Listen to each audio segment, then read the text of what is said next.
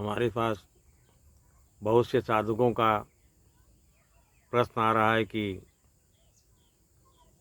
महाराज जी, ये त्राटक क्या है? क्या एक सामान्य व्यक्ति भी त्राटक कर सकता है?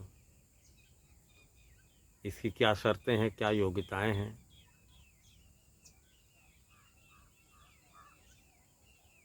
तो मैं आप लोगों को ये बता देना चाहता हूँ, त्राटक एक क्रिया है, साधना है। हमारे ऋषियों ने इसको करने के लिए बहुत सी प्रक्रियाएं बताई और काफ़ी इस पर लोगों ने काम किया। बहुत सी संस्थाएं, बहुत से लोग त्राटक क्रिया का ध्यान करा रहे हैं। तो त्राटक एक अंतर्मुखी होने की एक क्रिया है। आप बाहर की दुनिया से कट करके अंदर की दुनिया में प्रवेश करते हैं। यह जो है बिंदु जो है दोनों भवों के बीच में,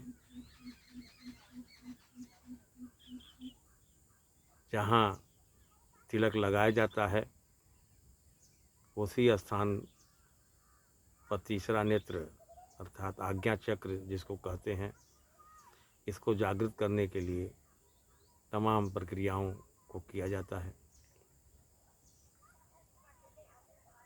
तो बहुत से लोगों ने पूछा है कि शर्तें क्या है। मूल शर्त यही है कि जीवन में त्राटक करने के लिए तो पहले आपको अपने चित्त की शुद्धि करनी पड़ती है, अपने विचारों की शुद्धि करनी पड़ती है।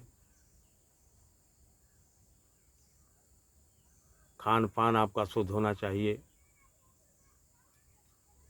इसमें कोई नशाखोरी नहीं होनी चाहिए। जैसे पतंजलि का यम नियम, आसन, प्राणायाम,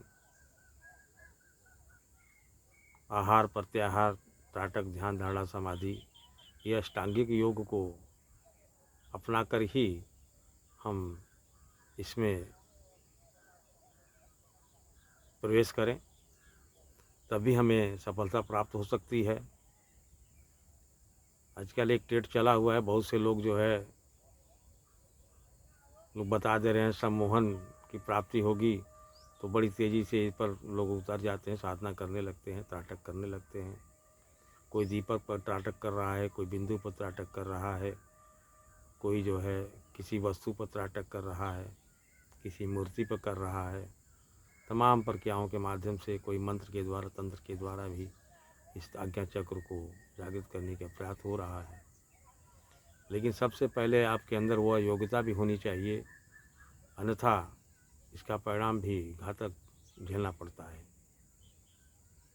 आपके विचार शुद्ध नहीं है, आपके चित्त शुद्ध नहीं है, आपकी शरीर शुद्धि नहीं है, और आप इस साधना को करते हैं और दुनिया में चोरी बेईमानी छल कपट सब कुछ करते हुए इस साधना को नहीं कर सकते, क्योंकि यह एक समाधि का द्वार भी है। यहीं से हमारी जो ग्रंथि है, पिट्यूटरी ग्रंथि है, वो सक्रिय होती है। हम धीरे धीरे ध्यान की गहराई में भी डूबने लगते हैं और कई आयामों से हम यहाँ से जुड़ना शुरू हो जाता है।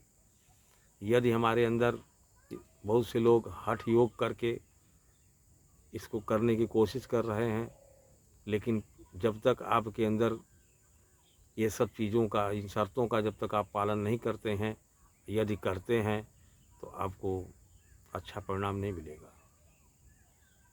बहुत से लोग किए, काफ़ी दिन तक कहते हैं हमें कोई सफलता में नहीं मिली, तो मेरे पास आए, हमने बताया कि ये सब कमियां हैं आपके अंदर।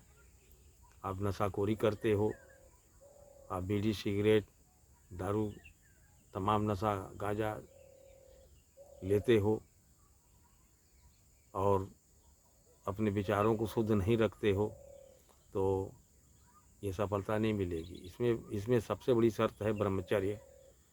ब्रह्मचर्य भी बहुत बड़ी एक साधना है। जब तक यह आपका जो है क्लियर नहीं होता है तब तक आप जो है त्राटक न करें।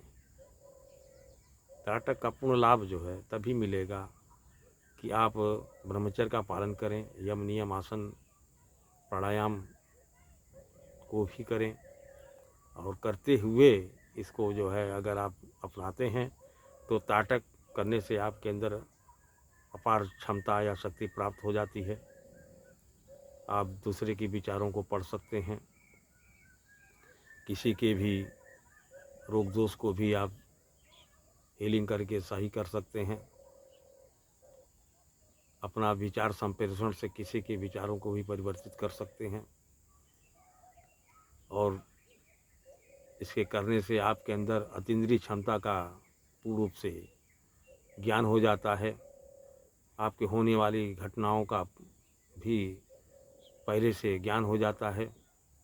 आपके अन्य साधनाओं में सफलता मिलने लगती है, आपकी एकाग्रता बढ़ जाती है।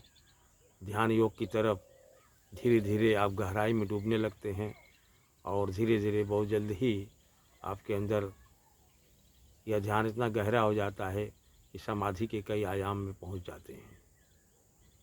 ये साधना का सबसे बड़ा यही रहस्य है।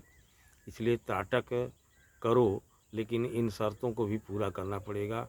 एक साधक बन करके हमें ये साधना करनी पड़ेगी। निखिल शिवध्यान तंत्र योगा आश्रम त्राटक की तमाम प्रक्रियाओं से साधकों को